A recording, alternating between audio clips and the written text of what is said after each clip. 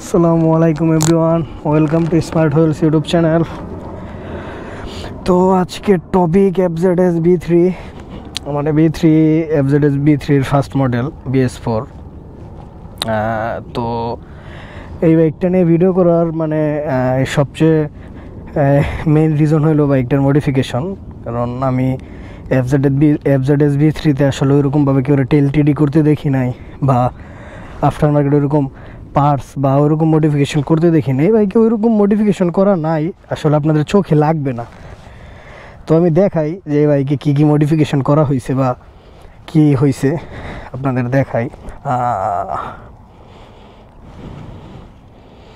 এই যে দেখেন, এই বাইকের অ্যাকচুয়াল কালার হইলো এই যে ম্যাট ব্ল্যাক অ্যাকচুয়াল কালার এটা।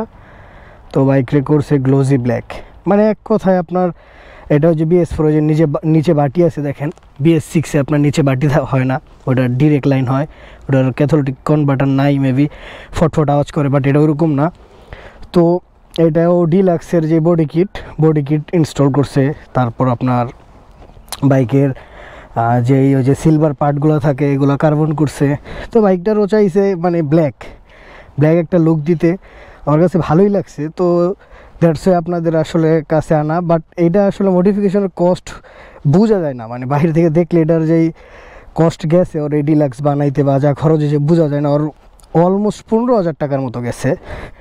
ট্যাঙ্ক, ব্যাক প্যানেল এটা চেঞ্জ করতে অনেক কিছু লাগছে ওর, মানে আমি সাথে ছিলাম তো বুঝছি, বাট এমনি দেখলে বোঝা যায় যে দুটা ট্যাঙ্ক আর দুটা ব্যাক সাইড চেঞ্জ করলে হয়, অনেক কিছু লাগছে ব্যাক প্যানেল চেঞ্জ করতে।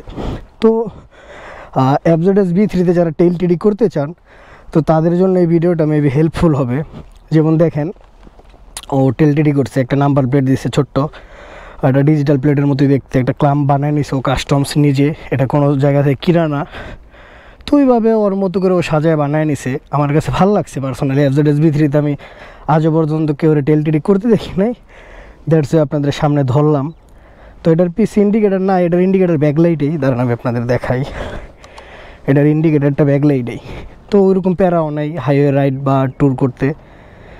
তো এফজেডএস B3 তো আপনি জানেন যে কমফোর্টের জন্য মানে সেরা একটা বাইক, বাট এটার যে লুকসও ওইরকম বানানো যায় যে সুন্দর, বা মানে সিম্পলের ভিতরে গর্জিয়াস যেটা বলে ওইরকম খরচ না, অনেক কিছু লাগানো যায় এটাই, বাট ওইরকম কিছু লাগাই নাই। জাস্ট বডি কিটগুলা একটু করছে, চেঞ্জ করে গ্লোজি লাগাইছে, কারণ ম্যাট কালার আসলে নষ্ট হয়ে যায়।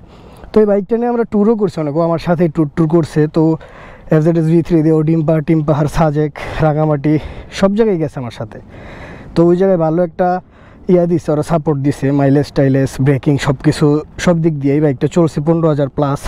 তো ভাবছি একটু পুরানো হয়েছে, আমি বাইকটার নতুন একটা লুকস দেই। তো ওই চেষ্টাটাই করছে, ফুল গ্লোজি করছে বাইকটারে। তো গ্লোজি করার পর আসলে বাইকটা দেখার মতো লাগে, আমার পার্সোনালি ভালো লাগছে।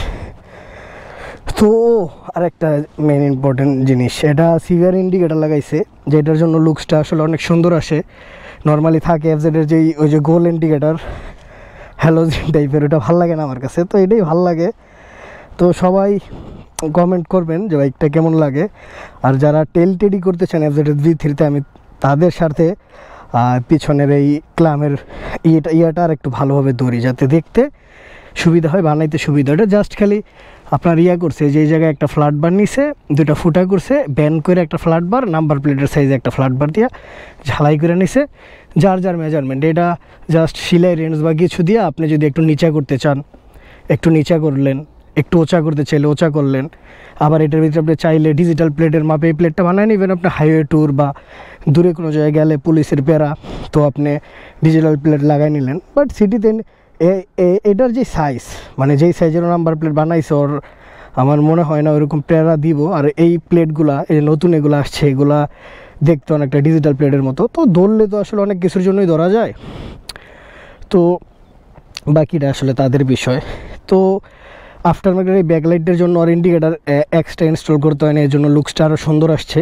তো ইন্ডিকেটার প্লাস একটা আফটার মার্কেট টেল লাইট হয়ে গেল, তো এই সব কিছু মিলে ভালো লাগছে। তো এই জন্য আপনাদের কাছে তোলা, এটা আসলে অত টাকার মডিফিকেশন বা অত স্পেশাল কিছুও না, বাট যতটুকুই করছে আমার কাছে FZS V3 হিসেবে ভালো লাগছে, কারণ আমি আজও পর্যন্ত FZS V3 থেকে ওরা টেডি করতে দেখি নাই। এই ছোটো লুকিং গ্লাসে মানে বাইকটা একটা প্যাকেজ, মানে ছোট্ট, মানে যেরকম সুন্দর ওরকম কমফোর্ট, মানে চালায় সব দিক মিলে বাইকটা আমার কাছে পারফেক্ট লাগে। তো এই জন্য আসলে আনছি, চালায় অনেক মজা। FZS V4 তো আপনারা জানেন যে কমফোর্টের এটা রাজা, বাট বাইকের লুকসেও যে একটু মডিফিকেশন করা যায়, একটু অ্যাগ্রেসিভ করা যায়, এটা না দেখলে বুঝতাম না।